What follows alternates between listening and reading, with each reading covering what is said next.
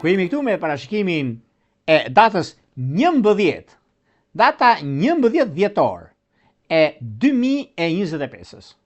Çfarë ndodh dhe çfarë duhet të bëjmë kujdes?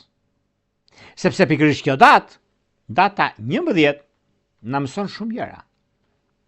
Kemi një trekëndësh me Mërkurin që formohet në Akrep dhe Neptuni, gjë që tregon intuitën dhe instiktin ton të fortë. Frymëzimi, imagjinata, zgjuarësia, kreativiteti, empati dhe tendenca për të bërë një lëvizje të shpejtë për sa përket dashurisë së munguar.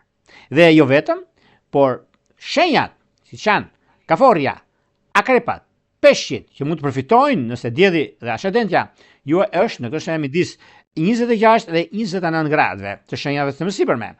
Është momenti dhe mundësia e gjërave të mëdha që do ndodhin, ku për juve është një ndikim mjaft i mirë dhe tepër pozitiv, kështu që ka vend për të shqetësuar këtu, por për të gëzuar se koha ka treguar që juve jeni me fat dhe kjo bën që juve t'jeni korrekt me punën tuaj, t'jeni korrekt me ndryshimet që bëhen.